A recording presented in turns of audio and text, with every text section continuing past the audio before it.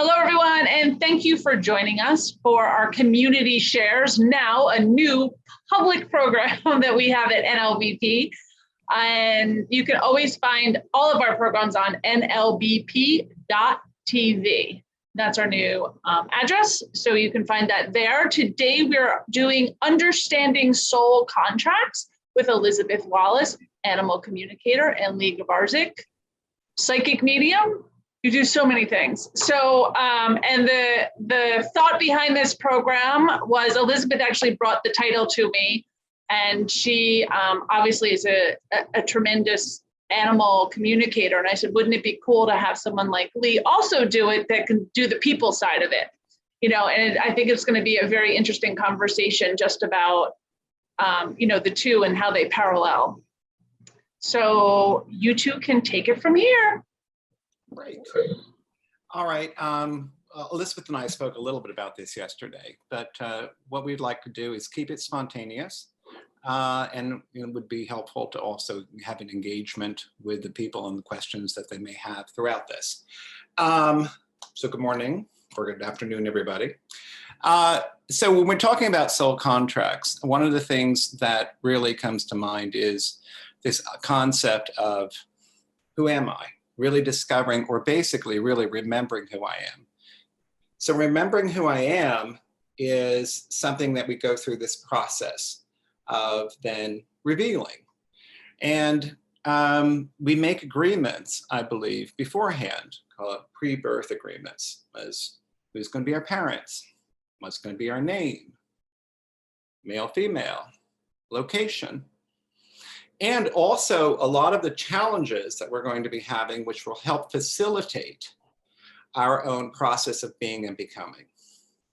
Part of that also is then connected to the evolution or the increase, if you would, of the vibration, or the evolution of a vibration, or the elevation of it, that comes from weathering storms with joy, being able to love myself, and through my love of myself, then being able to find that expression of that love that then radiates to the world and then encourages other people in their own process. And to do this, we have already chosen, so we came into this forgetting, because part of the game is to remember. So if I already know what everything is already, it kind of takes all the mystery and the fun out of the process of discovering. So if I don't know, I have to kind of go through and then figure out what it would be. So I put into motion in my pre-agreement or my pre-birth agreement, certain kinds of help. So I've chosen my family, I've chosen certain kinds of things to come along, I've chosen my extended family, and I've chosen a lot of the kinds of things that I want to be working on. And I also have help along the way. And one of the great, I think about dogs and how they, shepherd sheep, but they also shepherd us. And we also have and when we're finding joy, since joy is a way of, again, elevating vibration, if one of the most important things in discovering myself is discovering my joy from internally, one of the great external reminders are the loved companions in my life that remind me of being able to have fun. And with that, we have our Elizabeth and the value of pets and how they do this for us. So good morning. Thank you, Lee. I could listen to you talk all day long. So one of the things that's been really fascinating to me in my work as an animal communicator is the fact that animals come into our lives and share our journey with us in this physical space, in our physical world, excuse me, really as our wisdom guides and teachers. And it can be a little bit surprising to people I think a lot of people understand the concept that we have soul contracts with humans, that we come into this world with these pre-existing contracts that we enter into before we incarnate, and that as humans, we're going to help each other, right? I'm going to do this for you. You're going to do this for me. I may be an agitator in your life, but that's to help you further yourself on your path. But what is a little lesser known concept is this idea that animals come into our lives as not only our wisdom teachers and our guides, but that we also have soul contracts with our animals. And I think that this is such an amazing and cool thing, because sharing lives with animals in and of itself is a beautiful, beautiful gift that they have given us. But to be able to know that they're here teaching and helping us and providing us these little nuggets along the way, they don't always show up the way that we would like them to. And with animals, it usually shows up in the form. So, well, let me backtrack a little bit.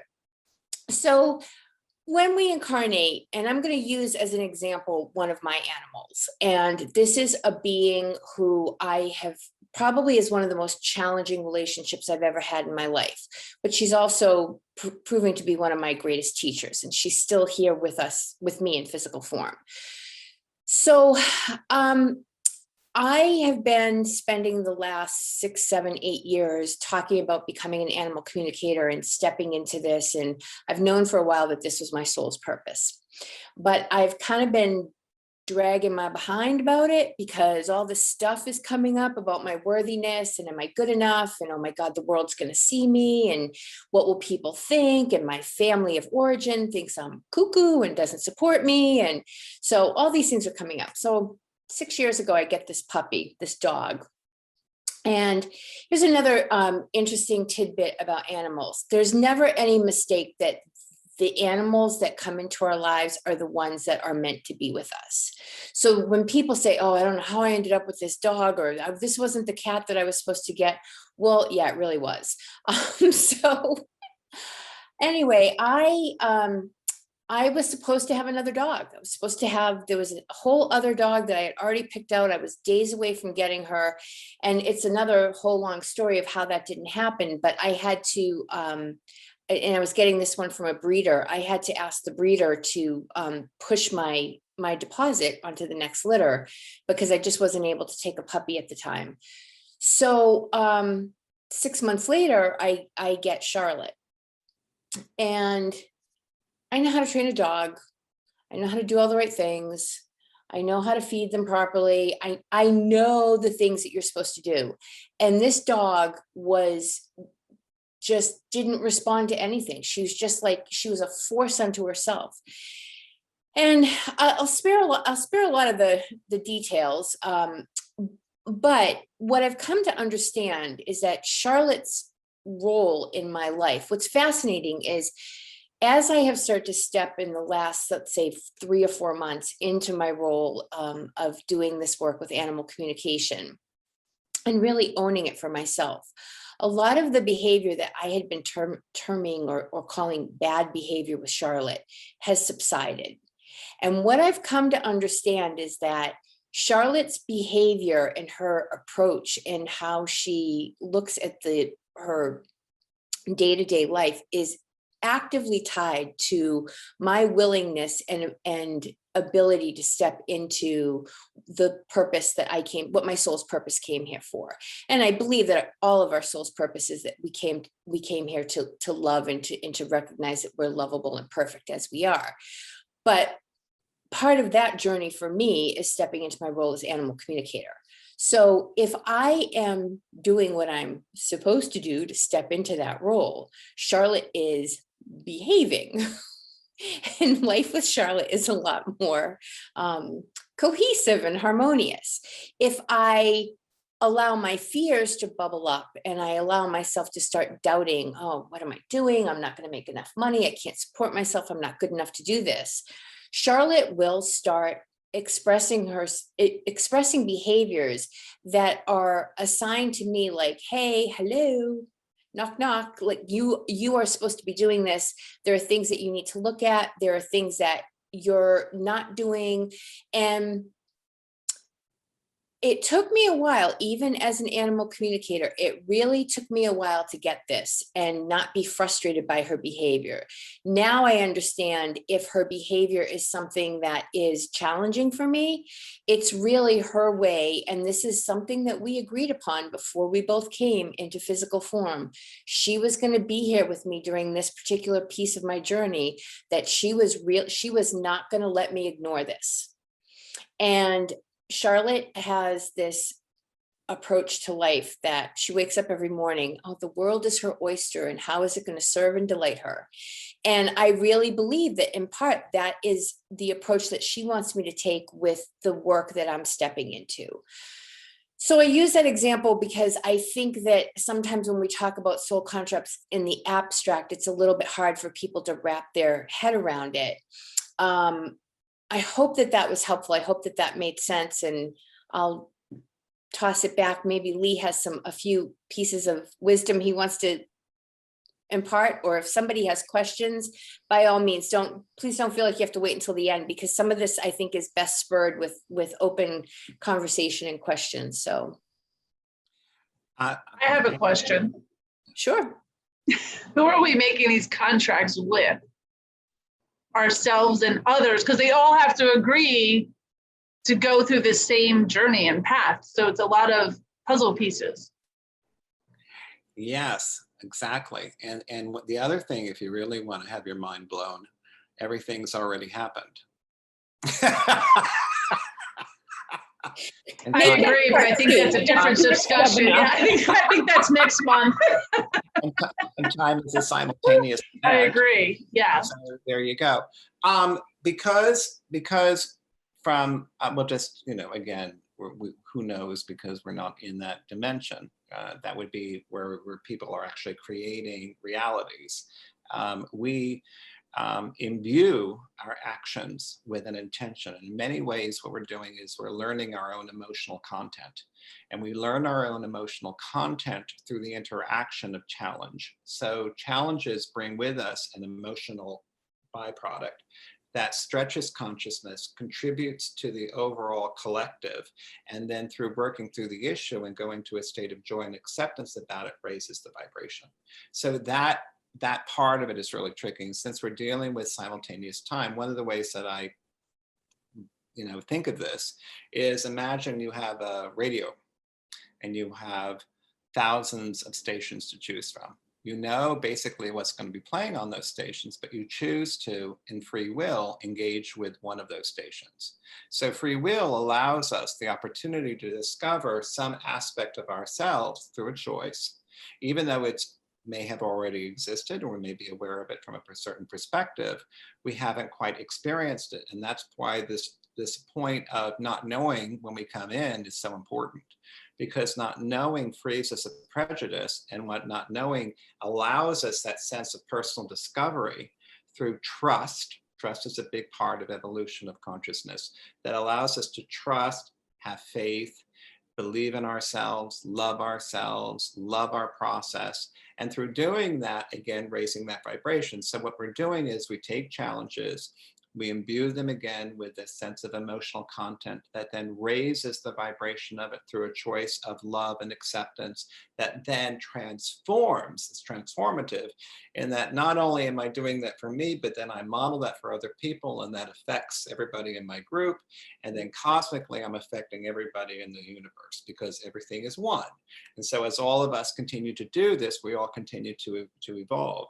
The other thing too is then you have to deal with the collective self. So we have this whole thing where, we're coming in and we have different groups. Like, I have people even on this call who I have traveled with through time. And we get a lot from one another, so it works for us, And even my mother and father have admitted that we've traveled together through time. My sister and I, we've traveled and fought, but we keep traveling periodically, but it's different. So that traveling through time is because those relationships bring with them a potency that allows for consciousness to become truly engaged in a way that fulfills, if you would, its own nature and its value. And value fulfillment, Seth talks about this in the Seth material, but value fulfillment is also another way in which we could see in which we are transformative. So these challenges and these different kinds of things that come show us. So the example for me is my mother. She had me, she had my sister, and she was young, and she had a new house and wasn't married that long, and all of these responsibilities, full-time job. And then she gets saddled. They had a dog, and the dog had pups, and her name was Lady, and she went and she died. And then the puppies were there. Some of them died, well, most, except one lived. And that one dog that lived, when she went to the vet, she goes, look, when a mother dies in birth, you have to wean this. And my mother is like, but she learned through that process of feeding that dog with an eyedropper and keeping it alive, that she was a good mom. She was a good mom, and that dog lived to be 17 years old. So she was a very good mom. And then that dog got embedded into us. So the challenge of the experience creates for it a byproduct of success that then allows us to discover ourselves as we truly are. And that is, again, part of, and then our companions are constantly doing this. I see our animal companions as completely in service, because service, as from my perspective, is the highest state of work that we do. To be in service of our own betterment, yes, but to also then serve the community, and to do so from a sense of continuity and collective purpose. So it's not like you have to lose for me to win, or I have to lose for you to win. We can both win together. And that concept of connecting through that kind of collective benefit of one another is so important. And our animal companions are constantly kind of doing that. And when I've had pets, one of the things that I'm always just amazed by is how well they know me. I would suggest that a pet knows me better than I know me. And that if I were to pay attention to how the pet is behaving, then I could learn about my own behaviors in a way through that kind of feedback loop, because they don't have an ego in the way that we do. And because they're in service, the truth of their communication is always fluid. So it's always coming at us. So even when things seem random and accidental, they're purposely designed to have me become, again, to transform me in this positive way. Very, very, very, very cool stuff. But I'm sure there's many people here who've had other examples of their pets and what they've done for them.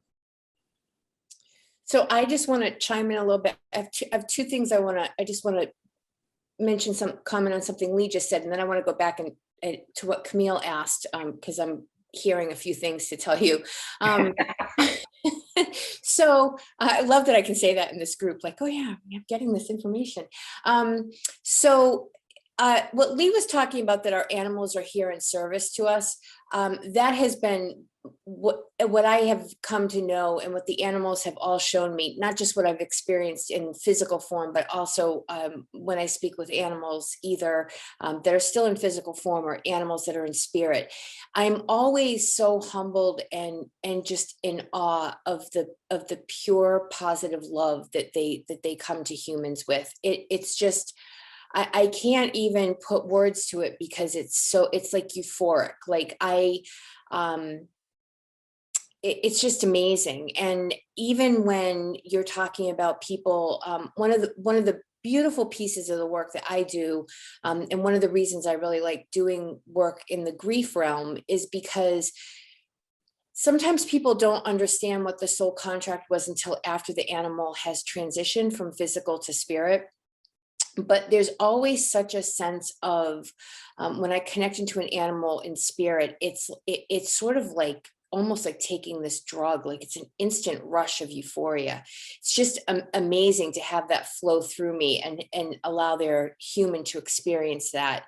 And when they're in that state, it's a lot easier for people to understand what the soul contract was when they were in physical. And we can still have soul contracts with animals after they've left their physical body, but that might be part 3. So we're going to keep it as simple as possible for this. But going back to what Camille, you asked, is how does this all happen? So what I'm hearing is, okay, a very simple explanation, but how it all happens is like asking us to, is asking the human mind to understand infinity. We can't, because it's so complex and there's so many moving pieces. And we say, well, how is it possible that we can all have soul contracts with each other, and yet I could go out and just be taking a random walk and come across a bear just walking on a path in, you know, in a park, and I would have a soul contract on some level with that bear as well. How does that happen? Our human minds can't comprehend the enormity and the intricacy with which creating the soul contracts happens. But a very simple explanation is that before we incarnate, when we're in that realm of, okay, we've decided to incarnate, and now we're looking at our soul groups that we're going to travel with. And as Lee was saying, who is my mother going to be? Who's my father going to be? How am I going to get there? Am I going to be planned? Am I going to be an accident? Am I going to be adopted? All those things. Then our souls start making those contracts, and okay, and our souls are guided from the guidance from our guides. So it's almost like, you know, our souls, like, so Camille, if you and I were going to sit down and negotiate something, we may be negotiating together, but let's say we had people that were there as our counsel that were helping us, saying, well, you might want to look at this and you might want to look at that. So that's a very rudimentary explanation, but it's one that we as humans can wrap our minds around. Yeah, that's actually a great explanation, a very, very good one, because it's our higher selves that are doing all the connecting of the puzzle pieces. Right. And we're just in trust. Nice, beautiful. Thank you. You're welcome. So before Lee and I just keep chatting away, does anybody else have any questions that they'd like to ask?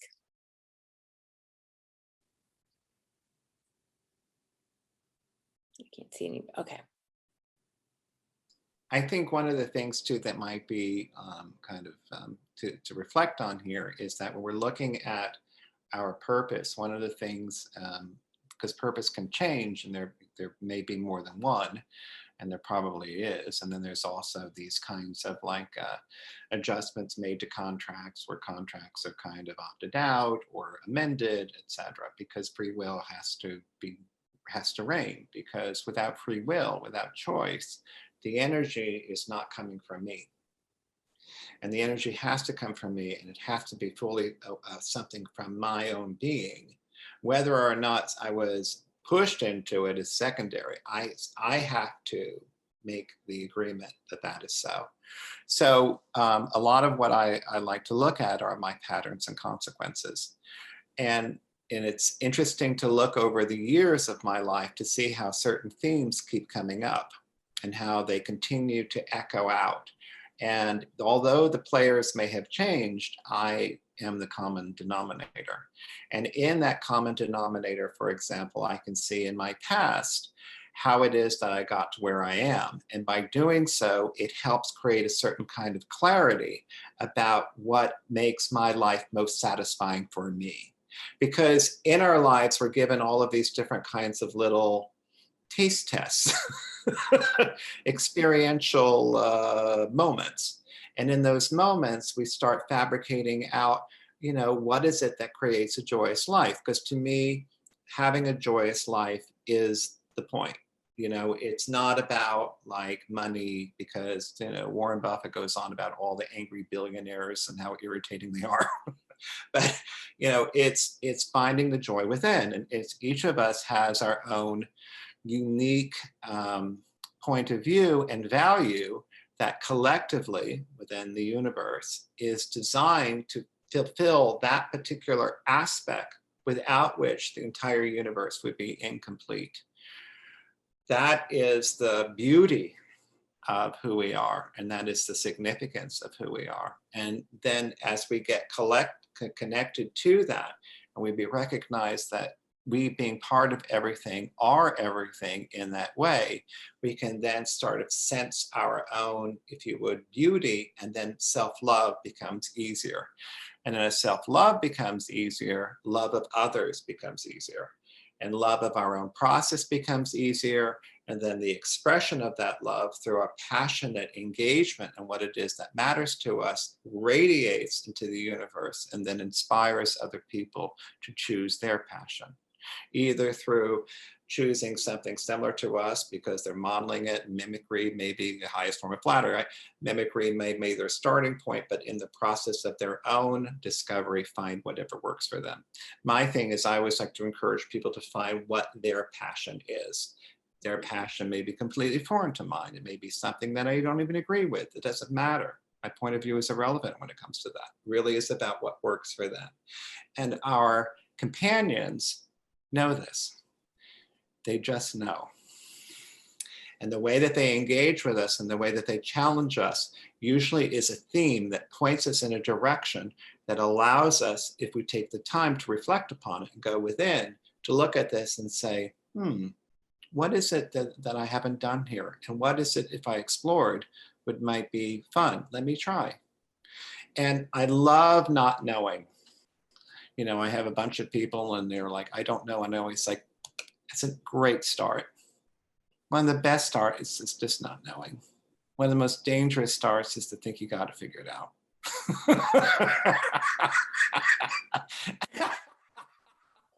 I mean, it just messes everything up, which is, again, why we came in with not knowing, because our engagement in that challenge, you know, like if anybody's ever gone on a vacation, the energy is different because we're in a new place. So we're open, available, we're present. And one of the other things our companions do is it's fresh. We're not, you know, we're not preconceiving unless we've been watching YouTube videos all day long on the topic. But if we're just kind of exploring it for the first time, it's new. But our animal companions are always in the moment. So no matter how invested we are in some kind of future thinking or past thinking, the only point of real purpose and power is the moment.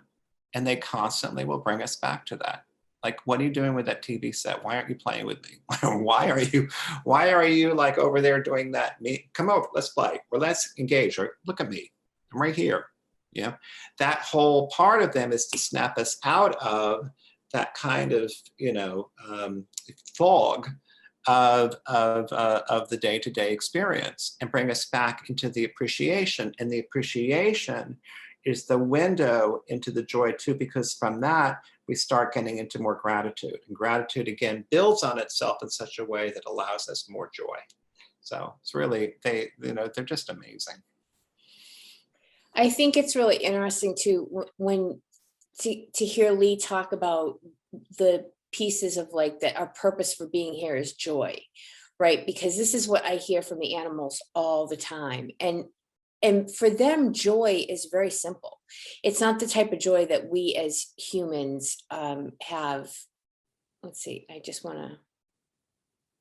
we had a question in the chat. I'm going to let you take that, Lee. Unless, Junie, it was for an animal, but because so just quickly, Junie asked if our contracts change over time. And I think that may be true with humans. I think animals less so, but animals do respond to the choices that humans make, because what Lee talked about is that we have free will. So nothing is preordained when we come into this world. We have contracts and we have certain people that we will meet regardless, but it's also based upon the choices that we make. So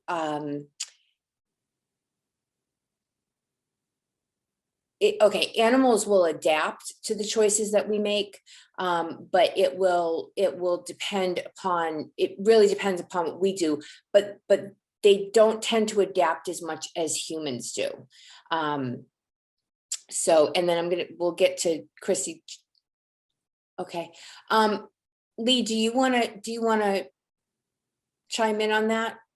Sure. Well, Jenny, we'll get to that one first. So again, the question is, does the terms of contract change over time? So there is a whole topic here on karmic debt, you know. So let's say, for example, a loved one in a previous life, you know, killed you, you know, which happens in my life. At least a bunch of intuitives have said that to me. Well, then they, they want to make amends, right? So they want to make amends. They made a mistake. Even though those experiences themselves were essential in my own being and becoming, because from that I had to learn all sorts of fun things. In the process of it, there was some guilt and shame that was connected to it. And out of that, there was an awareness of to make an amends. Okay, fine.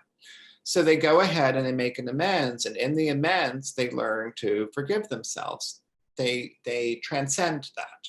And when they transcend that, the terms of the contract then are changed.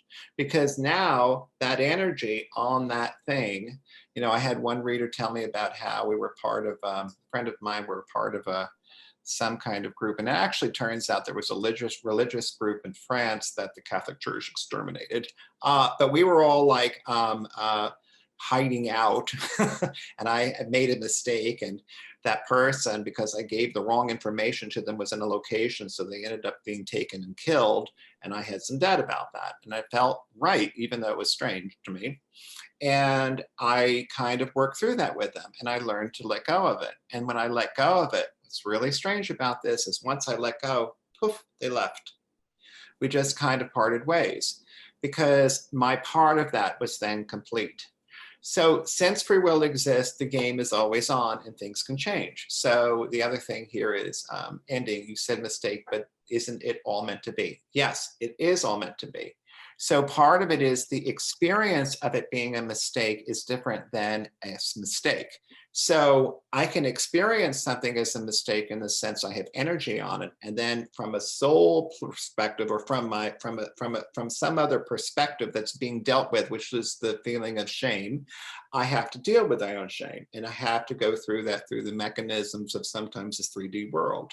So that part of it, because even though I needed to have that, part of it was, even though, so for example, you may even look at this like, let's say that a child has a birth defect, right? And a child comes into the world with maybe like Down syndrome. And Louise Hay talks about how Down syndrome came into the world to unite the family, that they reinstate the value and the importance of what it is to be collectively connected. So even though that may look like some kind of error, it's really this very valuable thing. So in this state where people may be having this kind of like inadequacy or imbalance that they're experiencing, they can deal with, but even that was chosen toward the experience of having the imbalance and then dealing with the imbalance. So all conflict is really created to be resolved. All conflict is nothing more than an experience of learning how to find peace with it. And at the very beginning, I said, one of the things in finding joy is learning how to find happiness in adversity. It's actually one of the most important things at the very beginning before we even get into the thing about our own self-love. How is it that we can find joy in, like, there's a line at, I don't know, DMV. It's like an hour long and I just want to just kill people, so we learn how to deal with that. We're learning patience. And when it comes to how we handle other people, we have the right to express ourselves, and we get into something where our egos have gotten into a state of that they're being overtly harmful, in the sense that we have lost our own perspective. We've lost our perspective. And I would say that basically one of the things is when we lose our sense of perspective is when we have to then collectively come back to perspective, where we discover our own sense of like, oh my goodness, I matter, the world is beautiful, etc. So staying in a state of joy and staying in a state of love is not easy, as we know in the world. We're going to go off the rails a little bit every once in a while. That's okay. That's part of the experience. Learning to come back to the rails is where it is that we become transformative. So without that off the rail experience, we'd never learn on the rail experience. Without that feeling of making a mistake or that we did something wrong, we wouldn't have that chance to make the amends. Without that, we wouldn't be able to understand transformative nature and how it is that we can rise above even the deepest resentments. Because in that, the vibration goes up and up and up and up. And then that again collectively influences everything. So it's very tricky, because when you have something where there's a cataclysmic event, or maybe there's some kind of huge war, or there's something horrible happening and it all looks so disastrous, it's hard to see that that was the thing that was necessary in that moment. That was what was needed so that Europe could have a EU, or that or that you would have different kinds of social awareness. The sacrifices that have been made by different people, and even with our pets, there's a great, and then even this concept of like within pets of loyalty. Like, I always feel like the divine feminine and the divine masculine is found so much in pets. So what I mean by that, cats, the perfect mama, weans them, takes care of them, lets them go when they're ready. Does not suffocate them.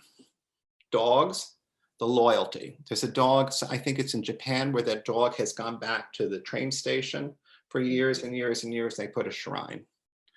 We learned from them these basic concepts that they just truthfully, or through their own kind of like guilelessness, communicate to us, and constantly are feeding us this sense of what really matters to us, so that we can discover that within ourselves and experience that within ourselves, that then gives us a sense of appreciation of ourselves and the world around us. That was tricky. So I do think I just wanted to ask Christy, you said you had a question about soul contracts ending. Was that just in general, or was that people or animals, or do you want to expand on that a little bit? Maybe we can answer it. It was more around people, and I was thinking about relationships, even the idea of divorce, because it seems like I've heard it said to me that my husband and I have a soul contract, and yet there have been times when we've considered divorce, like, as probably most couples have crossed. So it's that moment in time when you're thinking, in your human way of, do I want to take this road or that road? And yet there's a soul contract behind the scenes. And like, especially if it's hard and you're thinking like, well, I do want to stay with this person, but there's still challenges. And that's one of the, like, as the example, again, my husband, I was like told like, oh, we have a soul contract. So it's like, we are together. So I'm like, oh, okay, that's fine. And I, like Lee said, I try to just be like, whatever, like, I'm not going to try to figure it out. But I mean, we love each other, but it's just like, that's the example of like, when do you know it's ended versus it's not, because that's the human trying to figure it out. Right. Yeah. I think, when it's ended, when it's ended.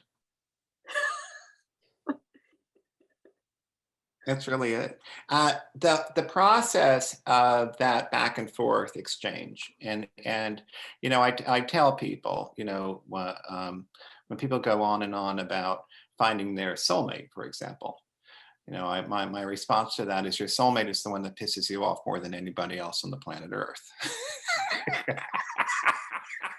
because it's the most engaged. I once did this exercise where there were three of us, and two of us would, at one part, two of us would agree, and then, or we would agree with one another, then we would disagree with one, then two of us would ignore somebody. And the hardest thing for people wasn't being like disagreed with or argued with or even, yelled at. The hardest thing was being ignored. Completely ignored. And that process of engagement that is fueled from these deep emotional states is what it is that lets you discover yourself and how you truly feel about what it is that matters to you. And that is a great lesson. It's a lesson in boundaries. It's a lesson in what's working for you, what's not working for you. I remember when I was young, my father was always pushing me, date as many people as you can and figure out what works for you. Go out there. We have to kind of, even in the relationships which are, abusive, It could be that the lesson is learning to say no. And that's it. It really is, everything is working for our betterment. And I think one of the hardest things, I struggle with this one times too, one of the hardest things is to see that when things are going badly. It's very easy to look at something when things are great and the banquet table is full and the money is, and the checking account has got hundreds of thousands, whatever it is that works for you. Whatever that is, that's fine. But when you don't have any of that is when things get, more challenging. But that is the part that I said at the beginning of what's the most transformative thing is learning to trust, have faith, and see the value in the thing. This is where joy comes, to see the value in the thing, even though it's painful. What did I learn from this? What is my pattern? Because patterns and consequences are one of the most important things for us to look at. And again, you can do little diagnostics, just write out each year and see what happens, see what it is that you want, and then ask yourself, what do I need to do to continue with what works in my life? And what do I need to do to learn how to let go of what doesn't work? So I can become who I was meant to be all along.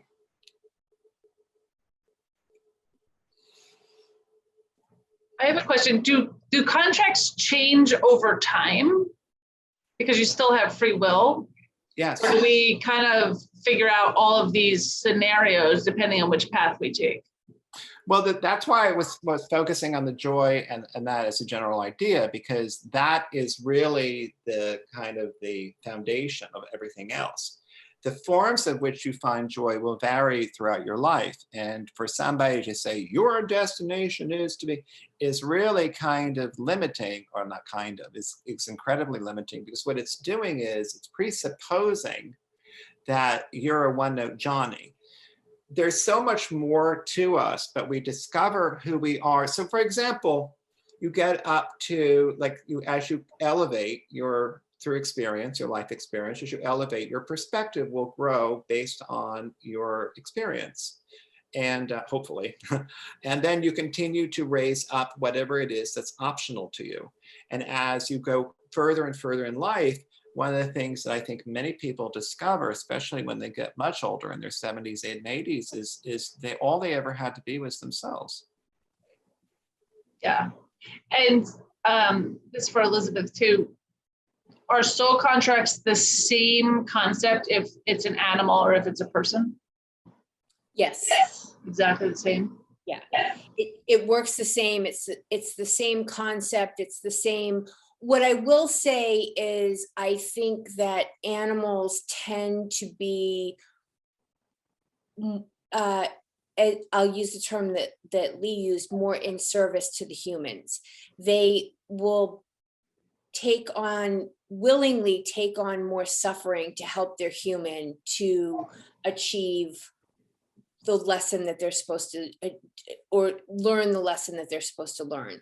So it's not uncommon that you see a lot of times when I talk with animals that have an illness, and I'm going to use cancer because that's rampant in animals now, that cancer is usually a vehicle by which to help their humans learn a lesson or to look at life differently or shift their perspective. And the animals willingly take that on. And I think that there's more of a layer of sacrifice with the animals than there can be with other humans. I feel like with humans, it's more 50-50. Okay. With the animals, it's 75-90. It's more that they're more coming.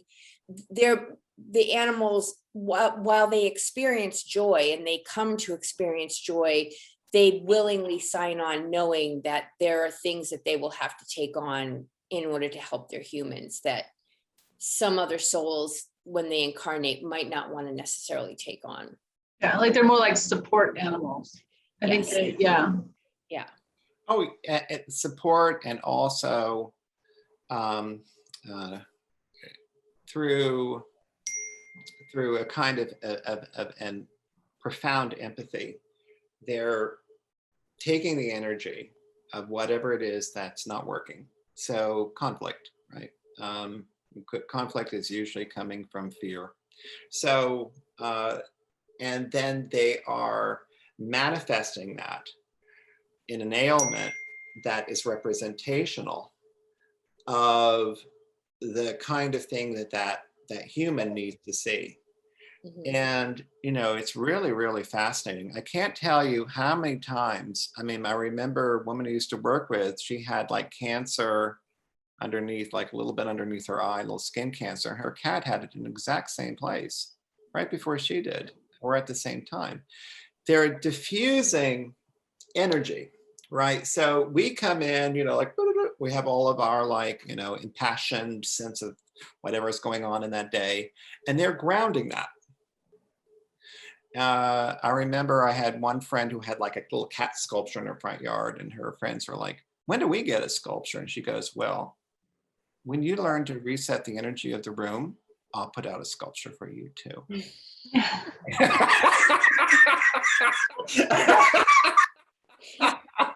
Yeah, they're operating, because remember that they're more interdimensional than we are.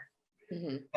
We're in, I mean, some of us have some empathetic abilities, you know, psychic abilities that allow us different kinds of perspective, but they're like seeing the dead relatives, you know, they're seeing all of the little sprites flying around and the orbs, you know, they're doing that because they're coming from a broader, they may even be seen as having more emotions than us. I would put cats in that group.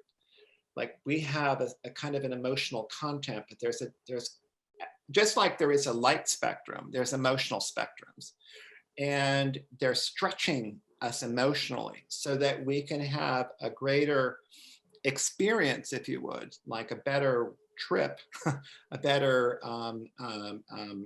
you know, a better, enjoy the game more, because this is a game, really. So enjoy the game more. So they're constantly doing that for us too. But they're operating in all sorts of really fascinating ways. And you know, I mean, Elizabeth this is her expertise. I can only pick up little bits of this, but the little things that I have noticed are just, to me, are just mind blowing. Very, very humbling. Yeah, I think that they have an emotional complexity that well, I shouldn't say, I don't know.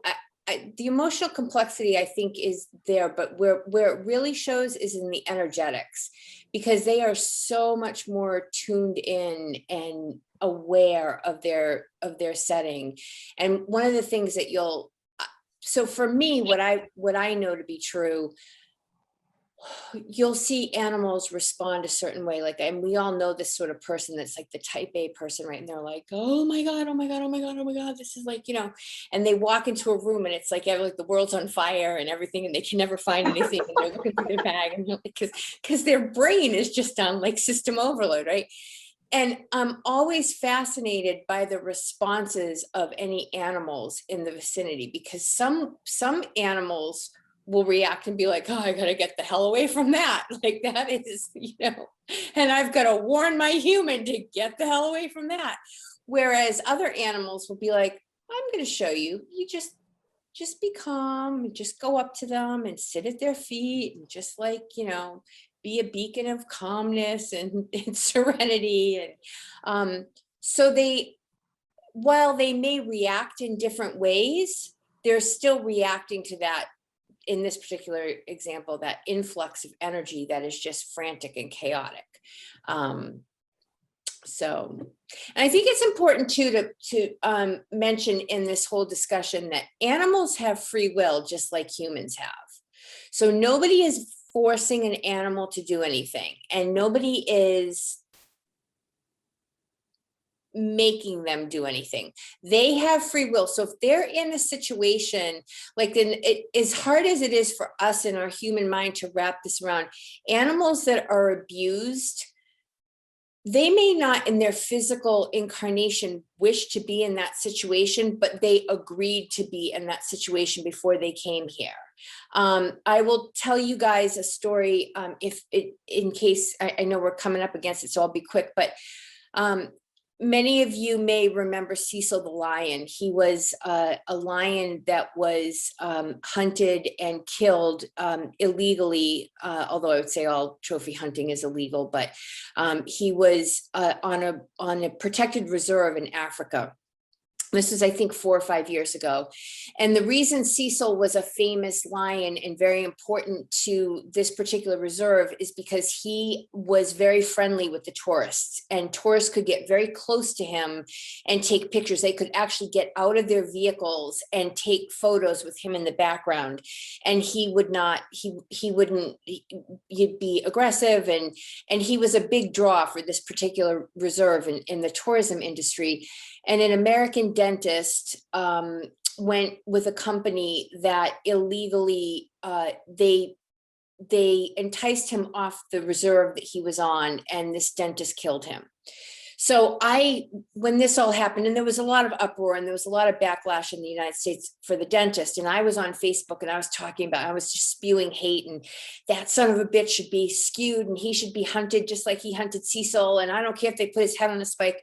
And I'm getting ready to hit send, right? And all of a sudden, Cecil appears to me and he says, "You have to forgive the dentist." He said, "You have to love and forgive the dentist." And now I'm kind of like, no, I don't. God damn it. Right. And he said, and he says to me, and he's like, "If I can love and forgive him, so can you."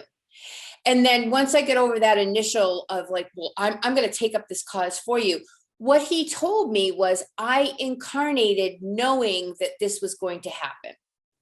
I incarnated knowing that I was going to be a very popular tourist attraction and known as a very friendly lion, and that I did this to shine light on an industry that needs to cease to exist, which is the trophy hunting and the hunting. So when animals, now I'm sure, and the reason that I bring that up is because that's why I say it's really hard for people to understand when I say animals willingly enter into a situation. No, when they're here physically, of course, they suffer the consequences of being abused or being in a bad situation, but their higher selves, their souls, their spirits willingly took on that challenge to help the humans. In like the Michael Vick dogs, they all knew that they were going to be part of, when they incarnated, that they would be part of a ring that was used for fighting. And they also knew that some of them would survive and would go on to become like the poster child for dogs that could be rehabilitated and were loving, beautiful family companions. So it's a tough concept. Initially, I had a hard time with it initially with Cecil. I was like, well, what do you mean you forgive the dentist? I don't understand. And how could you do that? He should die. And, but really, like what his point was is that while the dentist actions themselves were not in service of love, that we still have to find a way to forgive that and transcend that. And, I kind of had to, if Cecil could forgive him, then I guess I still have moments where I'm working on it, but I'm better. So better than I was. One of my favorite from Course of Miracles is that forgiveness offers me everything that I want. That's beautiful. Not that I necessarily live that, but I find that really very, very true. It's just because if I'm attached? So, one of the things in Buddhism is attachment is the source of all pain. And attachment has many forms, but one of them is anger. And so attachment of the form of anger is a limiting lower vibrational system that keeps us from having more fun and really gets us in the own way of what it is that we really want to experience. So I get Cecil's point.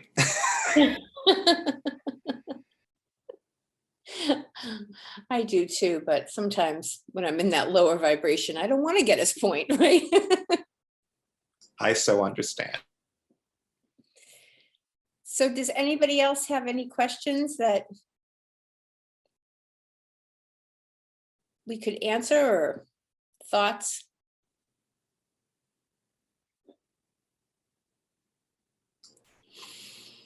I think this has been awesome. Can I say that thought? Thank you. It's so interesting. I would love to know from the group, if there's not another question on this, like what other topics they'd love to hear about in this kind of spiritual realm, because we've had a lot of people that have asked. You can say it or type it in the chat.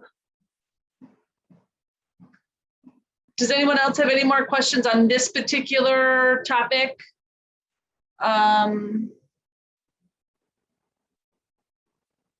For Lee or for Elizabeth? I have one. I'm just thinking that I feel like sometimes people want to get pet is because they have something to project to or something that they want to give. Does that make sense? Is that what it could be? It's not necessarily a contract. Could you say that again? Let me Well, let's say somebody wants to get married to have children, but they're not able to find somebody they felt suitable or able to get children. So instead, they put their energy to a pet. Instead of going to get like 5 dogs or something like that. Well, I would suggest, first of all, that the reason that the contract actually was to not get married. So the contract was to understand what it is to not be attached that way, or not to have some kind of life partner.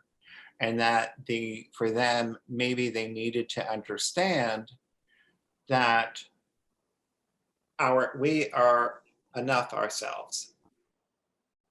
And the pet would remind them that they're enough themselves. Because when we're coming from, when we're coming from need, we're coming from fear. And pets don't come from that. They come from a state of abundance and love. And so they're bringing love to us. And for us, maybe what we need to know is through that process, our own value. And that was what would be true there. And then once that happened, then the chances of then having a partner increase, because now the energy is not so much on the neediness, but on the self-worth and the value of self. Thank you. I think people tend to, especially if people don't have kids, they talk about their animals being children. But I don't think they necessarily, although some people might go out and get animals in lieu of children. But I think that they're very different energetic relationships, right? So I think it's more, you hear people talk all the time about, like, I mean, even my parents used to talk about my dogs when they were alive, when my parents were, still in physical.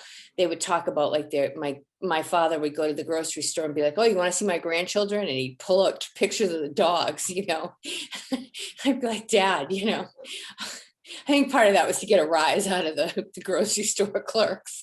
But I think it's something that's just become more common to say. I don't think there's necessarily, because they really can't be interchanged. I don't know if that was your question, if that answered it or not, but well, that's what I think a lot of people felt like they are interchanging it a little bit, because they're like, I can't get actual children, so let me have 3 cats and a dog so that I can put all my nurturing energy into that. And that's what I'm trying to process, that, like, is that a contract, or like, because that seems to be like an active will decision making. mm-hmm. I think the contract would be more like what Lee was talking about, the contract. So if you have a person that doesn't have children, and they feel like, okay, we'll say a woman who doesn't hasn't been married and doesn't have children, and feels like she has all this love and nurturing that she wants to pour forth. I think that the contract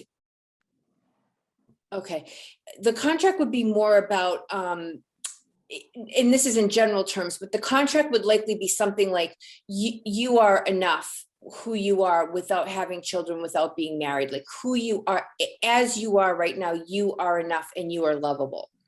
Because I think sometimes I know that we get that a lot from our animals, and that's a very predominant soul contract that animals have with their humans, is that you are good enough, you are lovable, you are as you are pure perfection. So I think that's probably more the contract than I'm gonna be someone that I'm gonna be a being that you can express that love and nurturing to. That's more a byproduct of the situation. Yeah. Well, thank you. That's a good insight. Now I have to go meditate and think about my 18 cats. I have 18 cats. Do you really? Well, but I didn't go find them. They come find me. They found you, right? My contract with them, because feeding them two meals a day, and they have to clean my garden really well. I have no moles or voles or rabbits. Everything grow beautifully, but thanks to 18 cats. But I do want to understand what's the contract I'm having here. Thank you. This is interesting. Thank you today. You're welcome. Any other questions before we wrap up? I know it's the end of the hour. I do. No? I do. I have Oh, one. go ahead, Erin. And it may be silly, but can you have contracts with things that are not living, say a house, a job, things like that? Because you do feel drawn to those things, or is it more the contract is what maybe living that will come into that? That's a great point, Erin. I would say everything has energy. So we look at energy organized into life forms. We look at it from a perspective of, from our own identity. In other words, is it something that we can relate to? Everything, everywhere has energy. Houses have energy, trees have energy, rocks have energy, ground has energy. And that energy that's in the space, which is why a person will say, I don't want to live here, I don't like the energy. Or I want to live here, I like the energy, whether or not there's even a house there. Or I love the energy of this spot. So we have within us little kinds of reminders that we built into our little suitcase when we came into this world. And in that, we have these snippets of spaces and places that reinforce the idea of our own self-nurturing and our own self-love, that allow us that kind of experience. And that part of it is what it is that would then go into choosing a house or choosing a particular neighborhood or a town or any kind of geographical location, because geographical locations have points of intensification. That's basically where energy kind of speeds up or slows down. New York City is an example of a very intense point of intensification where things move very quickly. But all of that is energy. So.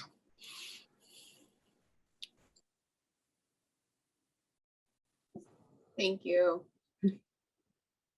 Yeah, Erin, what I was hearing is that everything has a consciousness.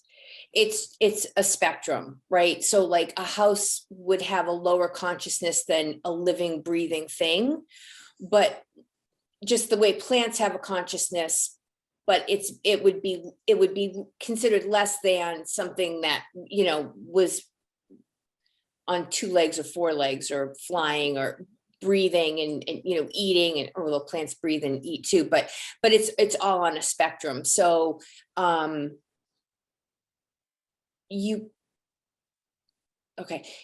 so yes, you do, but they're different. Those types of contracts are a little bit different than how it's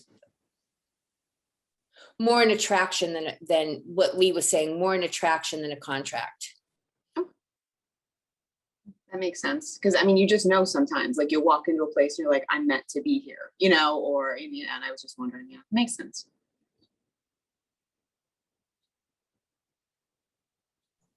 Anybody else? Any questions before we wrap up? That was a really good question, Erin. I was thinking the same thing. because I'm attached to some non-living things. But I think everything is energy too. So if I'm attracted to it, there's a reason why, right? And I never say anything bad about the trees on my yard, especially during a storm, because there's one hovering over my house at about 80 feet high. And I thank it every day for protecting me because I don't want it to break on my roof. All right. Well, thank you so much, Lee and Elizabeth, for this amazing community share.